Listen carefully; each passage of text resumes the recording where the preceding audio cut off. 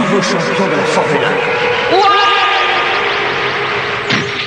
Oh, Johnny, réveillez-vous. Qu'est-ce que vous faites par terre? Oh. Qu'est-ce qui se passe? Oh, je ne sais pas. Je passais dans le couloir et je vous ai entendu crier. Alors je suis entrée et je vous ai trouvé par terre. Oui, je crois que je rêvais. Alors c'était un rêve bruyant, en tout cas.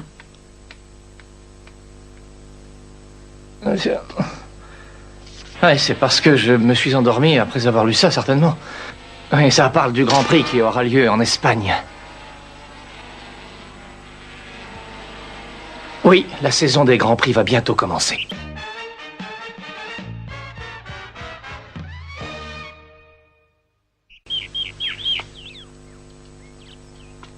Ah, bonjour. Oh, alors vous ne vous êtes pas recouché? Non, donnez-moi votre balai. Mais pourquoi faire? Mais je vais vous aider un peu, et puis mais ça me changera les idées, comme ça. Ça fait du bien de s'occuper l'esprit avec les tâches ménagères. Oh, j'ai du mal à vous comprendre. Personne n'est encore levé, c'est bizarre. Ils font la grasse matinée aujourd'hui. Mais vous vous êtes levé bien après eux. Mais qu'est-ce que vous me racontez? Eh oui, ils sont partis au lever du soleil. Mais où sont-ils allés, au fait? Mais au centre? Quoi, sans moi?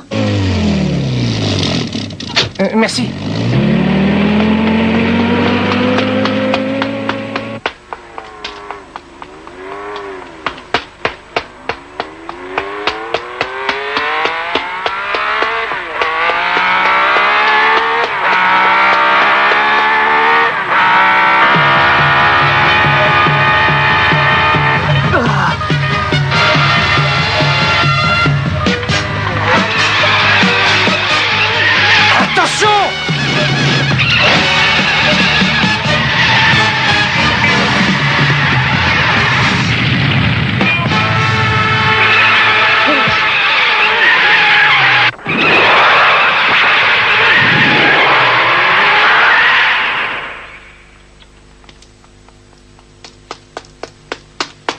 Ça va?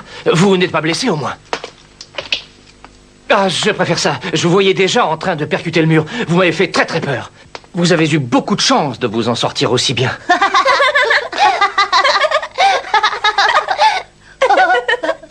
Pourquoi est-ce que vous riez de cette façon? Il a failli avoir un accident extrêmement grave. Je ne vois vraiment pas ce qui peut vous faire rire. Répondez-moi au moins. Je ne comprends pas pourquoi vous riez de cette façon. Cet accident aurait pu se terminer d'une façon dramatique. Mais non, c'était prévu tout ça. Prévu? Bah oui, il est parti en tête à queue pour voir si on pouvait contrôler la voiture. Quoi, ça n'était pas un accident? C'est la toute nouvelle Formule 1 que nous sommes en train de mettre au point. La nouvelle Formule 1? Celle qui va participer au Grand Prix d'Espagne? Oui, si elle est prête, mais il ne reste pas beaucoup de temps, et c'est pourquoi nous mettons les bouchées doubles pour être prêts pour les essais. Je comprends, oui. Tu vas la conduire. Qui, moi? Oui, il va malheureusement devoir nous quitter. Et nous avons déjà pensé au pilote qui le remplacera. Alors, pourquoi pas vous? Bonne chance. Tu vas conduire une Formule 1, tu te rends compte?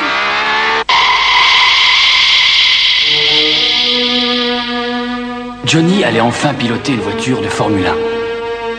Son rêve se réalisait. Montre-leur bien ce que tu sais faire. C'est ta chance de participer au Grand Prix d'Espagne.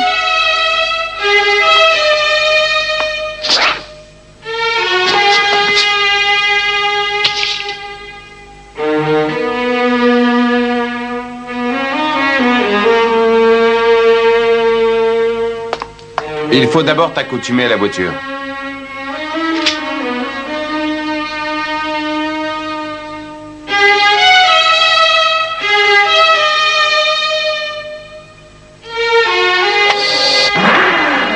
Vas-y.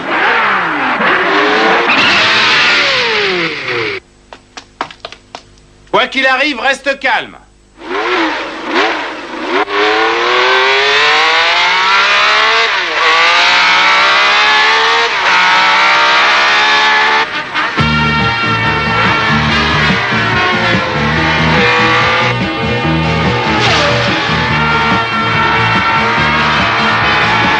C'est vraiment formidable.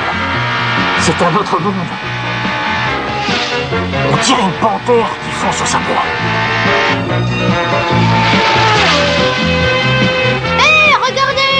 Le voilà qui revient déjà! Il va beaucoup trop vite, il n'a pas encore la voiture en main.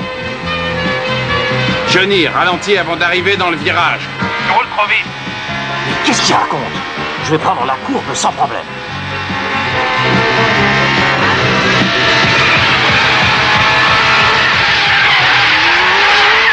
Johnny!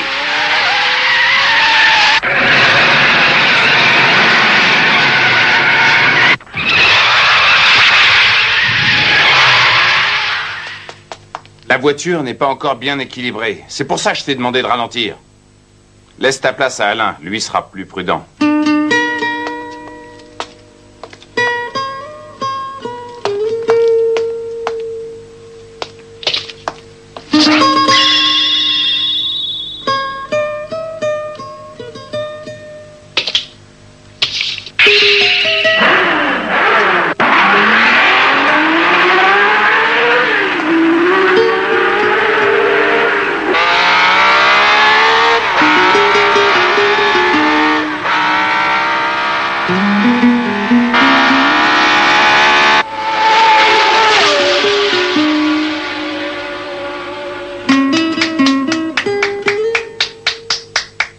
Qui est-ce? Eh bien, c'est Colin Chapman, tu ne le reconnais pas? Le patron de Lotus?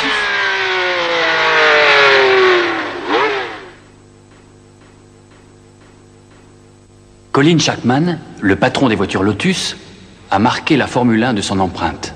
Cet Anglais, passionné des courses de voitures, a gagné 6 fois le championnat du monde des constructeurs. Ce véritable génie de la mécanique avait déjà commencé à prouver son immense talent alors qu'il manquait terriblement de moyens. C'est à lui que nous devons les principales améliorations apportées aux voitures de Formule 1 dans les années 60. Par la suite, beaucoup d'autres constructeurs devaient l'imiter. L'un des champions les plus célèbres de l'écurie Lotus était bien sûr le grand Jim Clark. Mais il y en a eu beaucoup d'autres. Si vous regardez avec attention le sigle des voitures Lotus, vous verrez entrecroiser en haut du triangle noir les lettres A, B, C et C. Il s'agit tout simplement des initiales d'Anthony Bruce Colin Chapman. Je me demande ce qu'il est venu faire ici, celui-là. Il a l'air d'apprécier Alain. Je souhaiterais la piloter encore une fois. Je n'y étais pas habitué du tout. Vous savez, c'est comme des chaussures neuves.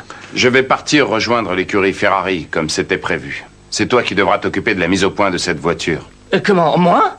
Oui, et tu n'as pas de temps à perdre. Il reste beaucoup de problèmes à régler. Et il faut absolument qu'elle soit prête pour le Grand Prix d'Espagne. Alors au travail. Oui, ne vous inquiétez pas pour ça. On fera tout notre possible pour qu'elle soit prête. Pas vrai, Alain? Ah mais non, je regrette, tu devras te passer de moi. Comment ça, je devrais me passer de toi? Ne sois pas mauvais perdant, s'il te plaît. On est de la même équipe, alors on doit s'entraider. C'est tout à fait normal. Vous ne faites plus partie de la même équipe, justement. J'y comprends rien du tout. Mais c'est pourtant très simple. Alain va disputer le Grand Prix d'Espagne en défendant les couleurs de l'équipe Lotus. Quoi? Mais alors tu t'en vas, Alain? Oui, M. Cattori m'a chaudement recommandé auprès de M. Chapman. Oui, notre équipe a besoin de l'énergie de jeunes pilotes et Alain est un pilote d'avenir. Mais alors il ne reste plus personne. Il reste vous, Johnny, vous serez notre pilote. Moi? Bonne chance, Johnny.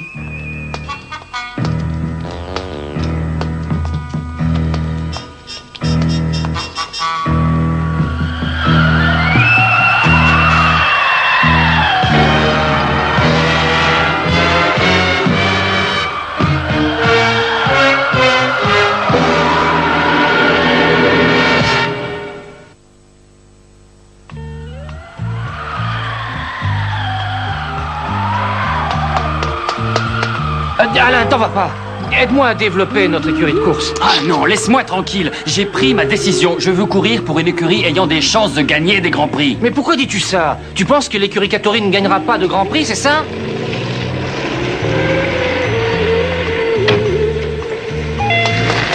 Clara, vous acceptez de laisser partir Alain pour une autre écurie que celle de votre père?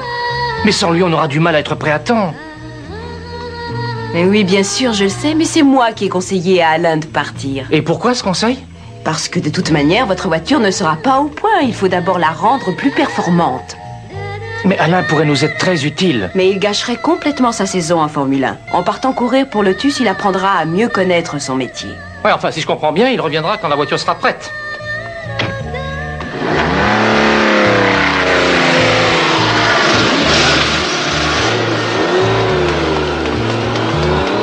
arrêtez-vous, mais attendez! J'aurais besoin de vos conseils pour mettre la voiture au point. Il faudra que tu te débrouilles tout seul, tu en es capable. Moi, je dois honorer mon contrat et je suis obligé de partir. Au revoir. Eh bien, je me débrouillerai seul!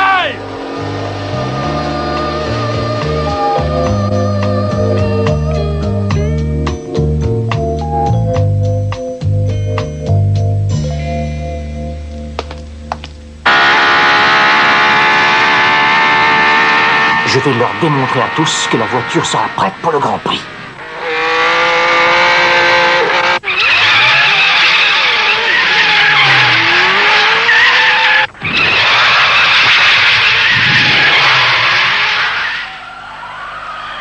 Ça commence. Je peux pas prendre la courbe à grande vitesse.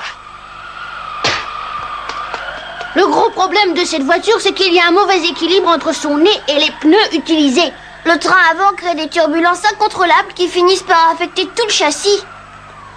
Et c'est pour ça qu'il colle mal à la piste. Et quand tu prends une courbe à grande vitesse, la voiture part en tête à queue. Mais attendez, mais qui vous a raconté tout ça?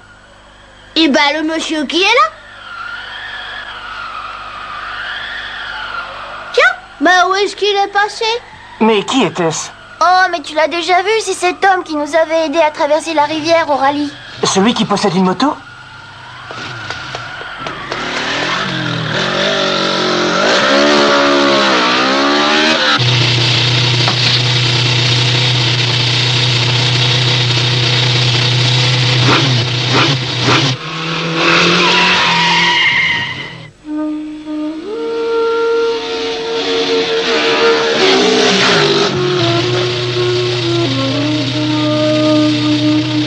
Mais où allez-vous?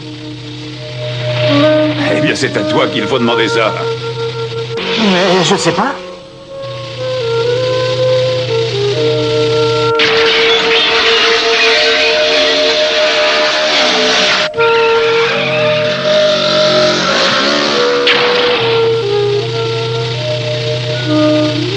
Mon père n'est pas mort. C'est lui. C'est forcément lui.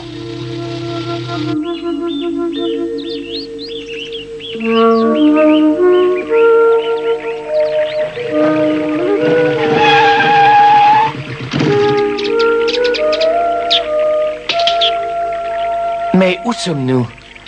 Eh bien, je viens souvent me baigner ici. Vous baignez ici? Oui, j'ai mal aux articulations quand il fait froid. Bonjour, vous êtes Je ponctuel? peux y aller? Mais bien sûr. Excusez-moi, vous savez comment s'appelle la personne qui vient d'entrer? Oh, mais bien sûr, c'est Monsieur Kuruma. C'est un bon client qui vient régulièrement. Monsieur Kuruma? Oui, et d'après ce qu'il m'a dit, c'est un expert des voitures. Il en construit même quand on lui en commande. Kuruma. Alors ça n'est pas mon père.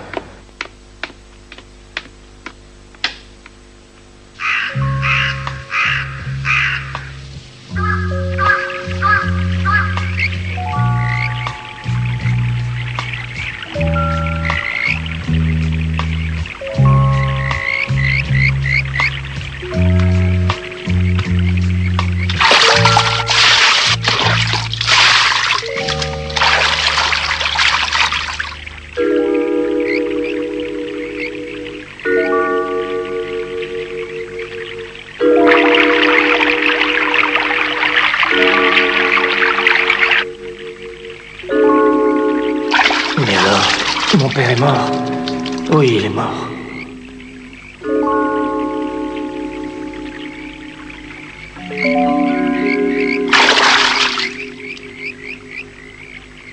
Ah.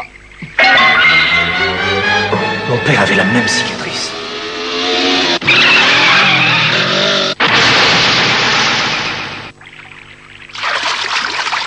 Il se l'était faite dans un accident de moto.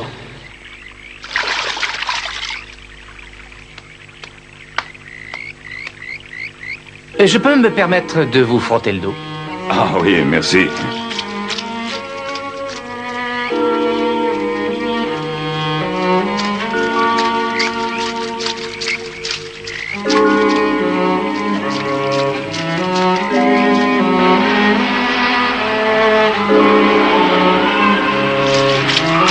Et comment t'es-tu fait cette marque? Ah, cette cicatrice, j'ai glissé et je suis tombé. Oh.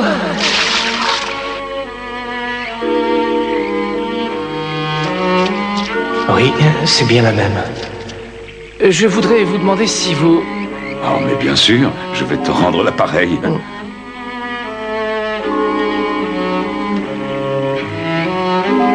Ah, tu as des épaules larges, dis-moi. Tu es bien bâti.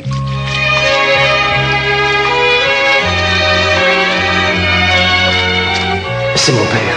Je suis sûr que c'est mon père. Oui, c'est bien lui.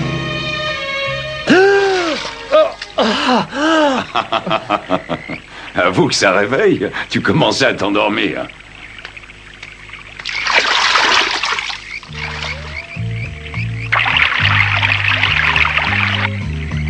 Il faut absolument que la voiture soit prête pour le Grand Prix d'Espagne. J'ai besoin de vos conseils. Oh, c'est très simple. Il faut toujours bien regarder la nature. Mais je ne vois vraiment pas le rapport. Alors écoute, une bonne voiture doit prendre exemple sur l'arbre. L'arbre plie sous le vent, mais ses racines tiennent solidement. L'arbre plie sous le vent, mais ses racines tiennent solidement. Décidément, je comprends toujours pas. Alors conduis tant que tu n'auras pas compris.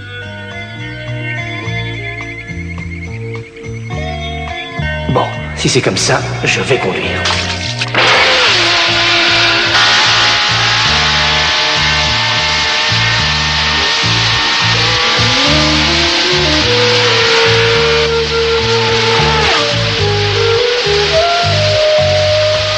Ça fait des heures que tu pilotes, tu devrais te reposer. Il va encore rouler comme ça pendant longtemps?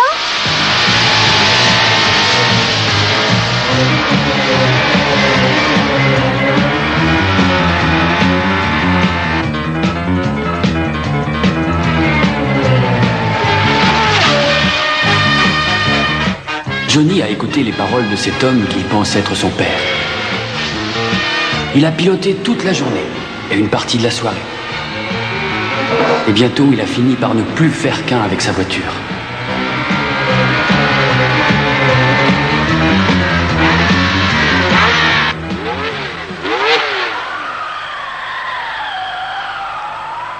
J'ai plus d'essence.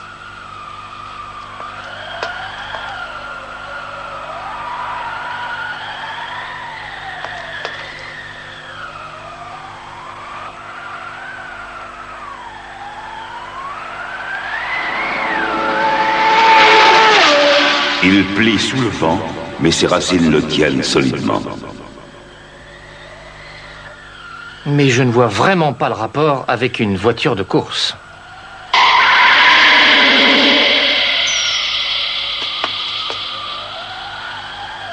Mais oui, 4 roues à l'avant et 4 roues à l'arrière. 8 roues en tout. En mettant 4 roues plus petites à l'avant, elle aura moins de résistance à l'air. Et avec 4 roues à l'arrière, elle freinera beaucoup mieux, sans se déporter. Et même si un pneu éclate, il y en aura un autre pour maintenir la voiture en piste. L'arbre plie sous le vent, mais ses racines le tiennent solidement. Mais oui, c'est ça! J'ai trouvé la solution!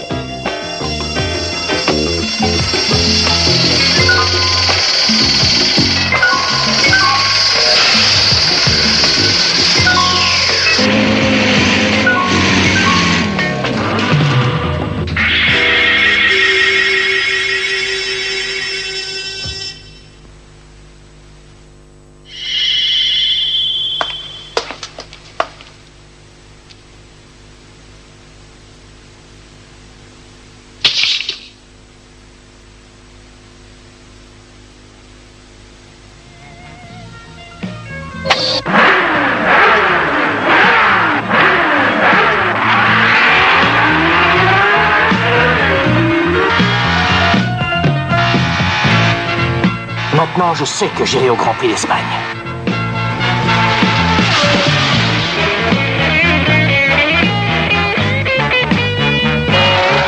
Johnny a mis au point une voiture de Formule 1 avec 8 roues.